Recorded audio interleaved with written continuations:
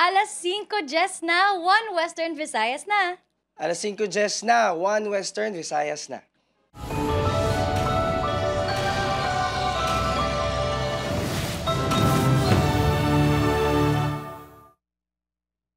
Mga balita nga aton tutukan subong nga Miyerkules, nagabusong sang 8 ka bulan, ginpasibangdan nga nagkuha sang 13,000 nga kwarta. Ginpahayag nga ginkapkapan kag ginpauba pa sa Anilaw, Iloilo. Nagabusong nahulugan matapos naglain ang pamatya kag maospital pila ka adlaw matapos ang natabo. Filipino-Chinese community sa Iloilo City kag Bacolod City nagtililipon agud sa ulugon ng Chinese New Year.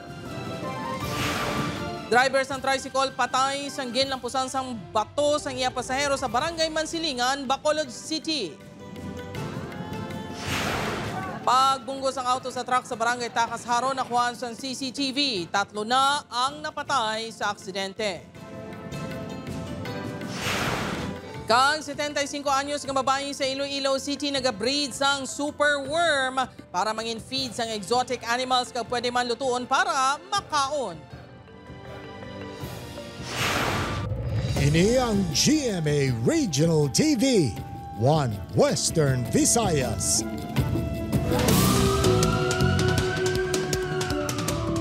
Mayong hapon, ako si Gertrude Charlotan. Aksidente nga pagbunggos ang auto sa truck sa Takas Haro sang Lunes, nakuhaan sa CCTV. Napatay sa aksidente, nagdangat na sa 3. Ini ang gintutukan ni Kim Salinas. Pagkauta sa mga kamuhi ang nangin resulta sa makahalunusbong aksidente nga nagluntad sa Barangay Takas Haro Lunes ang kaagahon. Nahibaloan niya sa investigasyon sang kapulisan. Nag-overtake ang auto sa ginasundan nga pick-up kag wala makabalik sa lane sini rason nga nakabunggo sa nasugata nga wing van. Ini ang nakumpirmar sa kuha sang news team sa CCTV camera sang establishmento malapit sa ginluntaran sang aksidente. Sa isa ka anggulo nga kuha sang CCTV, makita ang pag-overtake sang auto sa pula nga salakyan antes nagbunggo sa nasugata nga truck. Makita naman sa isa ka video ang pagbunggo anay sang auto kag truck. Sa ulihing nga video, makita na ang pagliko sang truck sa nawala nga porsyon sang dalan matapos ang pagbunggo anay. Hindi pa matungod sang kapulisan kung nakainom ang driver sang salakyan nga si Kim Joseph Sumagyo matapos sila nagsinadya sa Dinagyang Festival upod sa 7 ka mga sakay sini. Apang suro sa Iloy City nga eksklusibo na interview sang news team, wala nagainom ang iya bata. Wala sa nakainom. Kaya balaan niya kanya naga-drive. Wala sa nakainom. Kaya bal nila, kanabi ka, laga nila. Mo kami nakabugtaw pa nga nakakita. Ganyan mismo. Ang bala sa mga upod niya. Oo. Sa investigasyon sang kapulisan, may student permit si Sumagyo kag may upod man ini nga lisensyado nga driver. Sa RA 4136 sa sir, allowed ang isang holder sang student permit mag-drive kung may upod siyang duly license.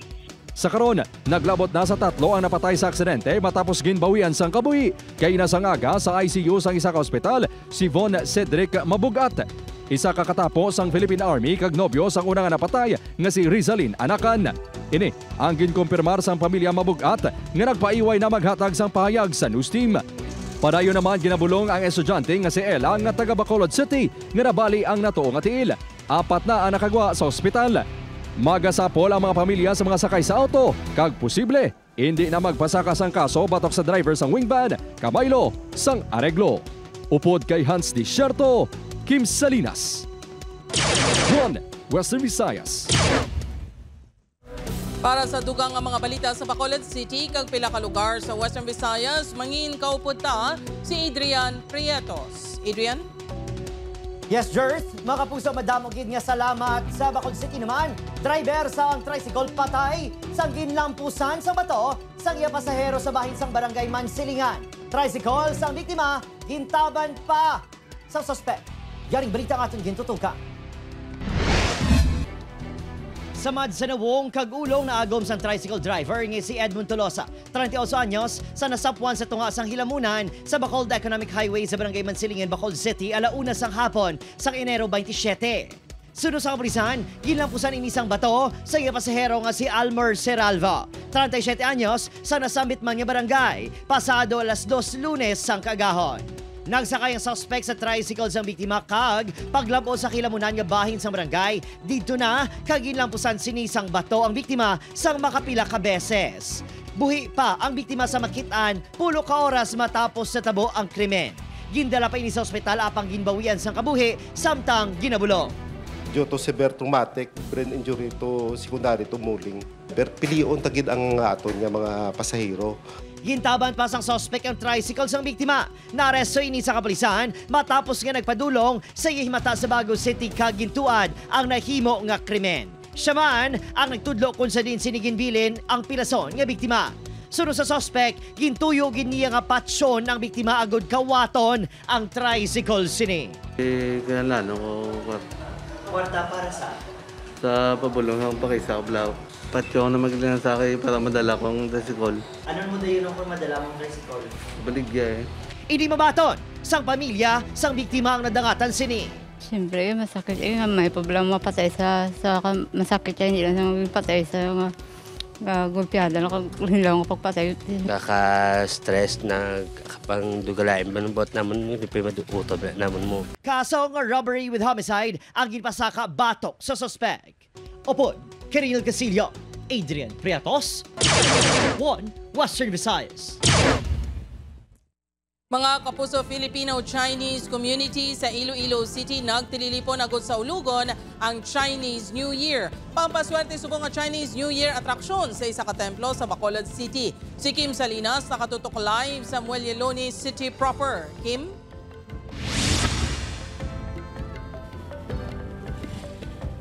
Zert, Singi, Koaila. Happy Chinese New Year mga kapuso. Puno sa ang kahulugan naging sugata sa Filipino-Chinese community sa Iloilo, kag Bacolod City ang Year of the Wood Snake, subong nga Lunar New Year.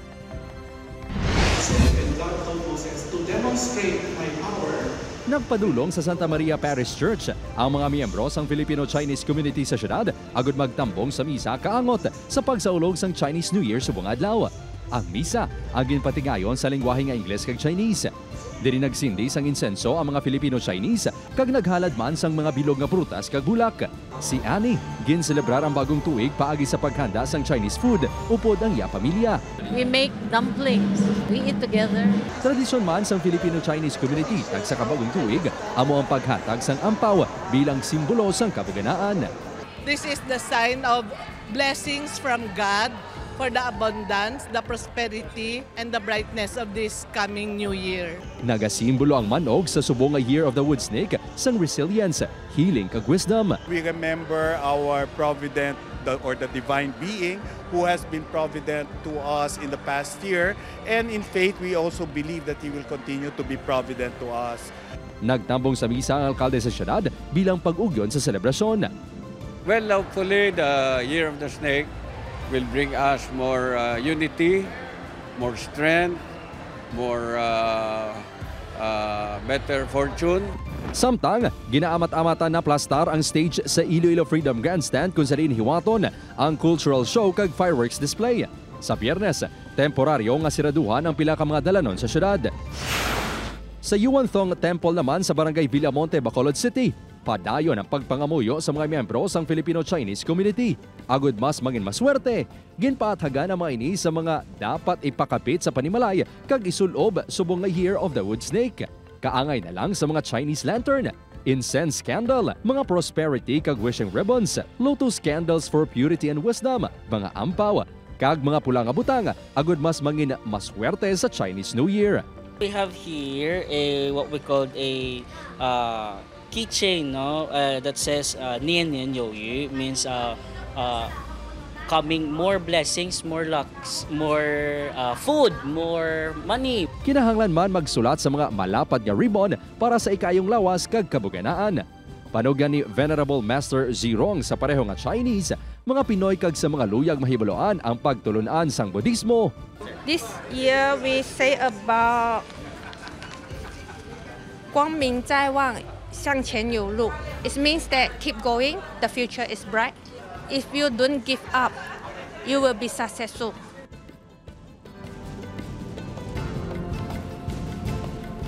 Jert, las 4 sa hapon, magasugod ang Grand Parade sa Biyernes. Pagasundan ini sa cultural show diri sa Iloilo Freedom Grandstand Tak na alas 6 sang gabi kung sa diin lauman ang puno sang kapagsik kag manggaranon sa kultura nga performance sang 4 ka participating schools. Manginbukas ini sa publiko kag may food festival man nga pagahiwaton. Jert? Madamo gid nga salamat Kim Salinas, Sinni Quaila. Mga kapuso sa Anilaw, Iloilo, babayi nga nagabusong sang 8 ka bulan ginpasibangdan nga nagkuha sang 13,000 pesos nga kwarta. Ginpahayag, ginkapkapan, kag ginpauba pa. Si Zen Kilantang Sasa nakatuto. Hindi mabaton sang 27 anyos nga si alias Elmer ang pagtaliwan sa iya katatlo nga bata matapos nga napatay sa sulod sang chance ang iya live-in partner nga si alias Giselle sa barangay Palaypay, Anilaw, Iloilo. Si Giselle ang nagadala sang 8 ka bulan nga baby boy. Istorya sini ginpato-patuan sang iya bayaw nga si Marvin ang iya live-in partner nga nangawat sang kwarta rason nga na-stress si Giselle. Ginimuan nila gani record ang sawa ko wait ginimo nga ko nya pangayon ko lang na justice ang akon nga bata. Sunod sa bayaw ni Giselle, Enero 22 sang nagdaw-anay sang kwarta si Marvin kag si Jelly Buyko nga isa ka maestra sa gwa sang puluyan nanday Giselle. Nagbayad si Jelly sang balanse nga 53,000 pesos sa pagpakarga sang tubo. Una na nga narimit ang 60,000 pesos kay Marvin sa diin may kabubusan nga 113,000 pesos ang nahatag sang maestra bilang bayad sa pagpatapas kag karga sang tubo. Gilayon nga nagsulod sa balay sang iya ugangan si Marvin kag gintungtong ang kwarta sa birha nga natabuan nga nagatambay ang iya bilas nga si Giselle kag si Adrian nga abyan nila. Nakibot na lang sila sa naghambal si Marvin nga kulang na ang kwarta sang 13,000 pesos. Nagsibo lang sa kwarta nga naisip ya di sa tubang namon, shinmel. Tapos 4 times siya guro ginisip. Tapos una-una gani ginisip siya kabilugan. Tapos kuan niya pa nga 20, 40, tapos ang last yung kuan 40, masibo magyapon siya shin. Gilayon nga gintawag ni Marvin si Jelly nga magbalik sa lugar. Makapila sini nga ginusisa kung sino ang nagkuha sang kwarta. Tugtog nagpatawag na sila sang barangay officials. Suno sa barangay kagawad nga isa sa nagresponde sa lugar, ginsugo sila sang maestra nga halugugon ng mga gamit agud makitaan ang 13,000 pesos apang nagpamalibad sila. Dugang pa sini ginkapkapan kag ginubahan ni Jelly si Giselle. Nakibot man lang ko to paghambal niya nga amo to bala. Nga mauba. Way isagwa ko mo dito sila sa sulod sa may kwarto di galing kortina kitaon man kay do nakahigot ang kortina bala ti salas kag ang kwarto do ato bangay man lang inakibot man lang kuya gani pagambal yang amo to nga uba tigin uba niya ang pante kay nakadaster man ang babae si Giselle. Pati si Adrian nga abyan ni Giselle ang ginpasibangda ni Marvin. Ti kun si Giselle nga managkuha sang kwarta tali makita ko. Kung ako man nakuha, tayo makita man ni Giselle. Nagdepensa naman si Jelly nga wala sinigin hublasan si Giselle kundi voluntaryo nga nag-uba ini sang iya underwear sa sulod sang kwarto para mapamatudan nga wala ini nagkuha sang kwarta. Wait ako nagamba nga, mamirisa kita ako nga sino kita ako nga uba kada. Wait ako gaamo na.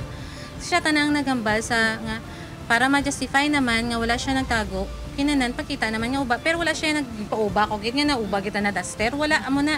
Wala naman sang kamatuoran nga ginpahog sini si Giselle nangin maayo man ang ila istoryahanay. Nahibaloan nga pagkaligad sang 4 ka adlaw January 26 gindala sa ospital si Giselle bangod nagsinakit ang tiyan sini nadiskubrihan na lang sa ospital nga patay na ang bata sa sulod sang tiyan. Tatlo ko kadlaw daw ergulag bata na. Sang Domingo amo to nga nagsinakit bosong na abi namon mabata na sa. Pero pag-abot sa ospital, hambal ka doktor, patay ng bata sa sulod kang tiyan. Nakalabot na sa otoridad ang natabo kag ginapadala man ang insidente. Kagina lang ko malugal isang basang BSW ko kung may high blood man daan to ang babayi ang gabusong. Diba isa pa to nag-trigger pagit tungod sa stress daw amo ina ang natabo. But tingwaan man naton nga mag-reach out sa pamilya kung anong mabulig naton. Gintinguan sa news team nga makuha ang bahay ni Marvin apang wala na ini sa ilabalay. Ginatunan naman sang pamilya nga magpasaka sang formal nga reklamo sa tion nga makagwa na si Giselle sa ospital. Upoy kay Romel Porquia, Zen Kilantang Sasa, One Western Visayas.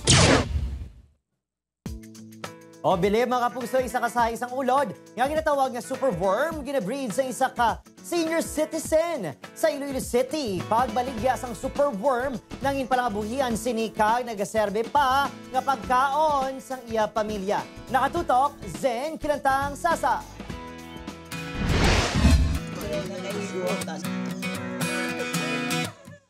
Nangin kalingawan sang 75 anyos nga si Nanay Buday ang pagsagod sa mga superworm.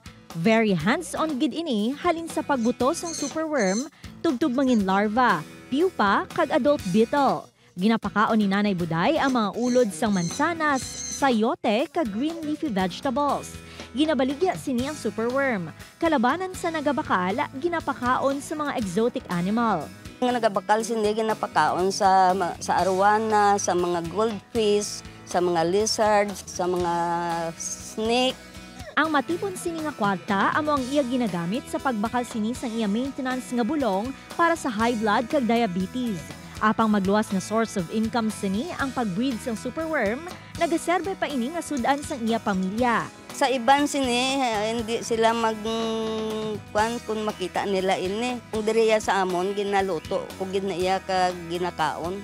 Bisan ang mga kasilingan sini na namitan man sang superworm bangod mananam ang sabor, ilabi na kung deep fry ang pagluto. Mga kapuso, ini ang finished product sang superworm. Tilawan ta.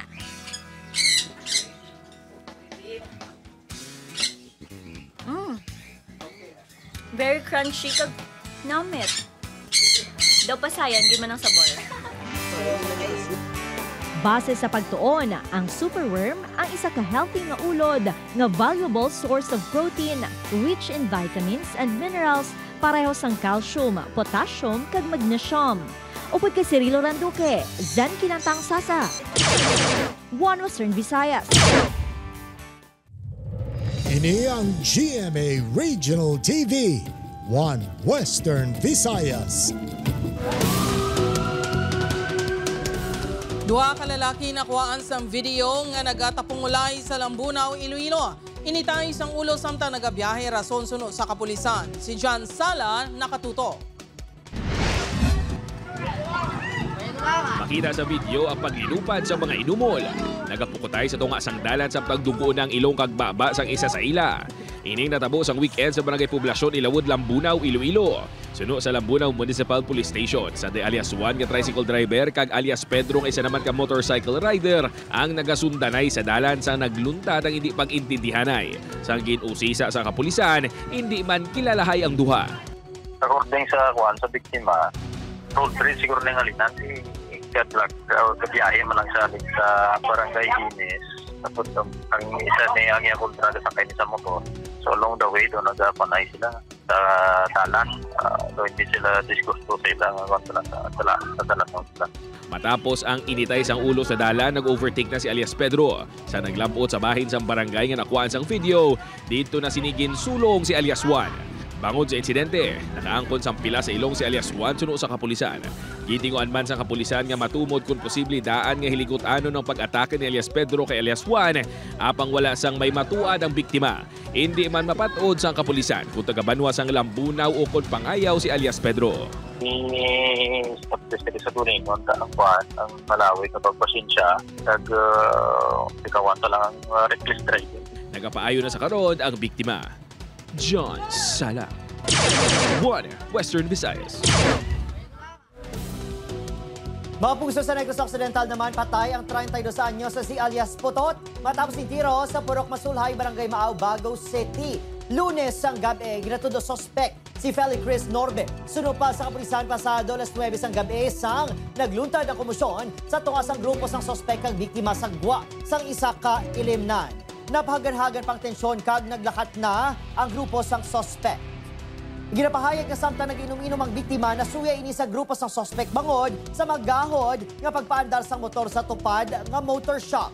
Pila ka minutong nagdigad, ginpahayag gilagas ang grupo sang suspetsado ang pakaisa sang biktima. Rason, yagin sumalang sini ang mga suspect bit-bit ang kutsilyo. Dito na, kaya ginapahayag tiro sa suspect ang biktima kag madasing nga nagpalagyo sa kaysa motor upod ang pakaisa nga si Chris Norbe. Igo naman sa dughan, kag likod ang naagom sa biktima nga nagresulta sa iya kamatayon. Nagsungka man ang mga suspect. Do parte man lang to sa motor nga pagpaandar, ma'am. Hindi sa may kuan, medyo nakainom-inom na. Posible siguro, ma'am, try lang namon, pero sa amon nga pag-usisa, may komosyon ka magkuan, masig mahulog sa homicide. Sa iban pang balita pa via Municipal Police Station, ginakabig nga case solved na ang pagtiro patay kay Pastor Douglas Hoover. Apisar nga wala panadakpan ang tatlo ka mga Indian national nga ginatudlo suspect. Si John Sala nakatuto. Malapit 3 kasiba na nahalin sa gintiro patay sa sulod mismo sa iya salakyan si Pastor Douglas Hoover sa barangay Anilaw, Pavia, Iloilo. Mga pila ka beses na nagpasalig ang Pavia Municipal Police Station nga mapasaka na sila sang kaso abang makapila ka beses naman nga napaso ang ilang plano. Sang liwat nga ginpakigangutan sang news team ginpahayag sang Pavia Municipal Police Station nga nagapabilin pa nga at large ang 3 ka mga sospek. Sa piyak sini, ginakabig na nga case solved sa kapulisan ng kaso ni Pastor Hoover. Ngayon we are considering it na solved na po kasi meron na po tayong mga identity, sigurado na po tayo sa mga details, mga full name, identity, location ng mga suspects natin. Ang natuhoy sa madugay nga pagpasaka sang reklamo, ila kuno ini sabton sa ipatigayon nga press conference sa Biyernes. Kasi kung imadali natin yung pag-file natin ng kaso at hindi pa rin po talagang sigurado or hindi pa masyadong ibinigay lahat ng mga pieces of evidence na kailangan na para mapatunayan na itong 3 nga ay sila nga yung naging suspect sa pagpatay, mahihirapan po tayo kung ipapa-return for further investigation pa rin po tayo ni Fiscal. Wala man sang pahayag ang IPPO angot sa atrasado nga pagpasaka sang kaso, kag nagpasalig man nga ila ini sabton sa Biyernes. John Sala, One Western Visayas. Suspect nga ginatudlo nagbuno patay sa ido sa molo, ginpanginwala nga nahimo ang krimen. Nagatubangay na ang pamilya Ubaldo nga tagiyaw sang ginpatay nga ido kag ang ginatudlo suspect nga si alias Hiel, 20 anyos, sang lupon sang barangay sa San Juan Molo. Madumduman nga napatay ang ido nga si Oreo sa barangay Kompanya Central Molo matapos ginaligar ginbuno sang Ice Pick. Suno kay alias Hill, nag-attend lang ini isang birthday party sa iyang nobya sa lugar. Wala kuno ini isang patalom nga dala. Desidido naman ang pamilya nga dayonon ang pagpasaka sang kaso sa paglapas sa Animal Welfare Act of 1998 batok sa suspect. Nagahulat na lang ang pamilya sa certificate to file action. Kay Sorsoon, kasang ido nila mo nga kanton, balati ginunahan ko sa hampa. Kay siyempre nakulbaan mo ko may trauma, makumam mo sa ido, ngaging kay kanton ko bala.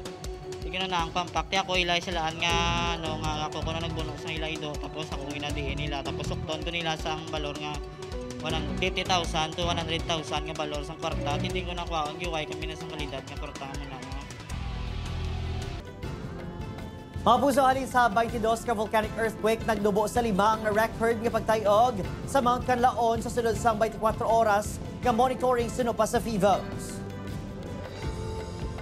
Nagdubo man ang volume sa asupre nga ginbugas ang bulkan nga yara nila sa masobra 1,600 ka tonelada halin sa masobra 4,000 kahapon.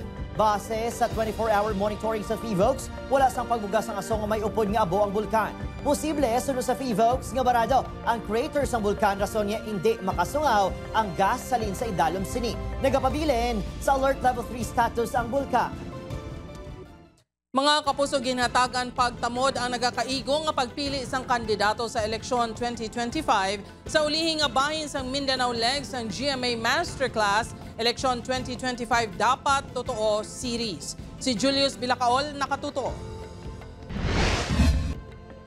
Sa Mindanao leg sang GMA Masterclass Eleksyon 2025 Dapat Totoo Series, nangensentro sa diskusyon sa Liceo de Cagayan University sa Cagayan de Oro City ang pagkaresponsable nga botante kag pagkamaidid sa nagakakita sa social media.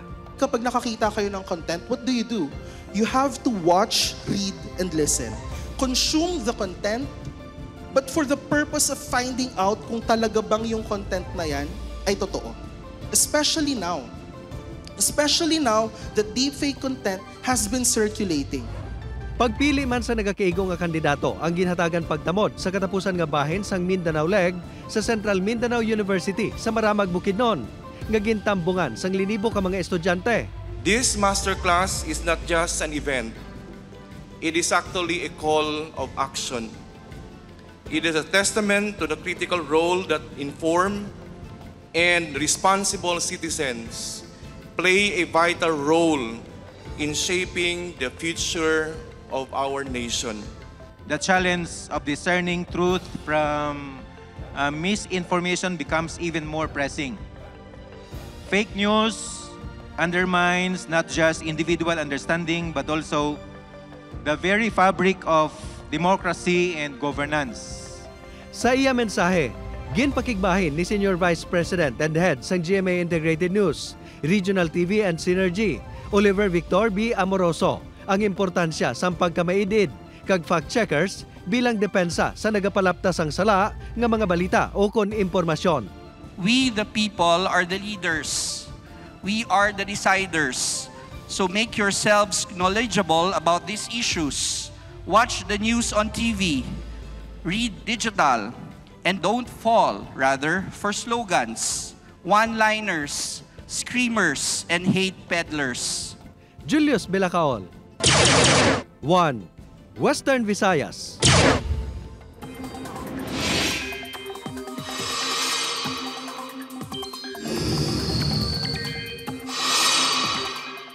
Mga puso, ari balantayan, liwat nga nagdamo ang mga lugar nga maka-eksperyensya sa dako nga epekto sang shear line. Partikular nga apektado sini ang Visayas, pati ang pinakabahin sang Mindanao, pati man sa Palawan. Ang shear line bangod sa amo ang pagsugatanay sa matugdaw nga amihan kag mainit nga easterlies. Base naman sa rainfall forecast sang Metro Weather, may chance sa gihapon sang ulan sa pinakabahin sang Western Visayas. Lakip ng Aklan, Capiz, Iloilo kag Negros Island Region. Posible man ang ulan sa nabilin nga bahin sang Pilipinas.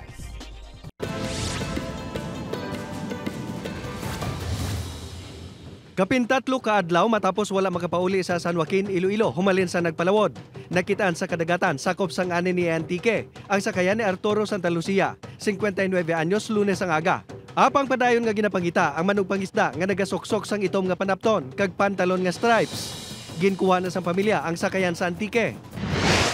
Ginahitso na sang Leganes Municipal Police Station ang mga dokumento para mapasaka ang kaso nga homicide bato kay Dante Gasper, suspect sa pagpatay sa 61 anyos nga si Antonio Defensor sa Barangay Calaboa, Leganes. Suno sa Leganes MPS, buwas o kun sa Biyernes, mapasaka na nila ang kaso batok sa suspect nga nagapabilin nga at large.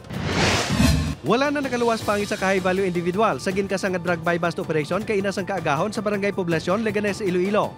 Ginkilala ang sospek kay alias Janjan, 33 anyos, kag residente sa Barangay Guzman ni Sena Mandurriao, Iloilo City. Nakuha sa sospek ang 50 gramos sa suspected shabu nga nagabalor sa 340,000 pesos. Pila ka semana nga ginmonitor sang kapulisan ng sospek nga may kaso man kaangot sa illegal nga droga sa tong 2018. Nasapuan na lang nga dugoon kag patay na ang lalaki nga ginkilala kay alias Jeff sa bagsakan sa Libertad Public Market sa Bacolod City. Suno sa kapulisan, suspect sa pagpangawat sa mga piyesa kag battery sang e-bike ang lalaki nga nahibaluan taga San Carlos City, Negros Occidental. Ginalantaw nga ginbuno ang lalaki sang isa sa mga nakaaway sini sa lugar matapos may nagluntad nga komosyon sang nadakpan ini sa illegal nga aktibidad. May persons of interest na ang otoridad sa krimen. Ini ang GMA Regional TV, 1 Western Visayas. Mga kapuso, anay drug user ang pagkabig sang San Jose Municipal Police Station sa 29 anyos nga si Angel Brandon Salazar ang bangkay nga nasulod sa sako nga nasapuan sa Parola Wharf sa Domingo. Sunod sa kapulisan 2016 sa nangintokhang surrenderi si Salazar kadungan sa pagdeklarar niya ni Presidente Rodrigo Duterte sa drug war. Natapos ini ang iya rehabilitasyon sa tuig 2018. Sugod sa to, wala nangin na subject pa sa buy-bust operation o kung na-monitor nga nagapartisipar ini sa illegal drug trade. Wala man ini sang criminal record sunod sa kapulisan. Nahibaluan nga koneksyon sa illegal nga droga ang ginasundan sang Iloilo City Police Office Station 1 sa pagpatay kay Salazar. Si Salazar ang bata sang anay vice alcalde sang San Jose, Antique. We are currently coordinating with the barangay, pero as of now, wala pang kata na record na makita dito sa barangay na he was involved in any incident.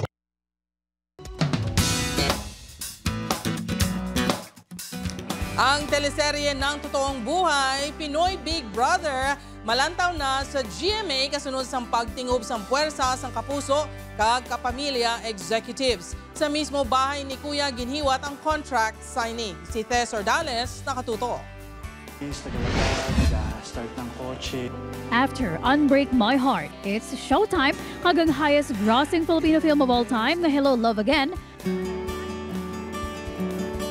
Another giant collab na naman ang ginselyuhan sang GMA Network kag ABS-CBN Studios. This time, i-level up ang longest-running reality show sa pungsod, ang Pinoy Big Brother nga manantaw na sa GMA soon. Nung nag-breaking news, sobrang dami ng messages. Nagsasabi na sino yung mga gusto nila mapanood, sino gusto nila makita sa loob ng bahay ni Kuya. We commit to giving you a very exciting, compelling, fun, and enjoyable experience as we join forces, GMA and ABS-CBN. Nagpirma para sa GMA sa GMA Network President and Chief Executive Officer Gilberto R. Duavit Jr., Executive Committee Chairman Joel G. Jimenez, kag Senior Vice President for GMA Network Attorney Annette Gozan Valdez. Sa bahay naman sa Kapamilya Network, nagpirma sa ABS-CBN Chairman Mark L. Lopez, President and CEO Carlo L. Katigbak, kag COO for Broadcast Maria Socorro Vividanes. Present man ang pinaka-opisyal sa Kapuso Network. Ginlibot man sa ABS-CBN executives kag GMA executives ang pinakabahin sang bahay ni Kuya, pareho na lang sang confession room. Pila sa mga kapuso ng alumni sang bahay ni Kuya, amo sa name Megan Young, Tom Rodriguez, kag Beauty Gonzalez. Thes Ordales. One Western Visayas. Sa aton mga kapuso diri sa Western Visayas kag subong man sa aton kapuso abroad, madamo gid nga salamat sa pagtutok. Mag-isa kita kag hibaloon ang mga balita tungod local news matters. Ako si Jethro Charlotan, ini ang One Western Visayas, bugos nga puwersa para sa mas dako nga misyon kag mas masangkad nga pagserbisyo sa pungsod.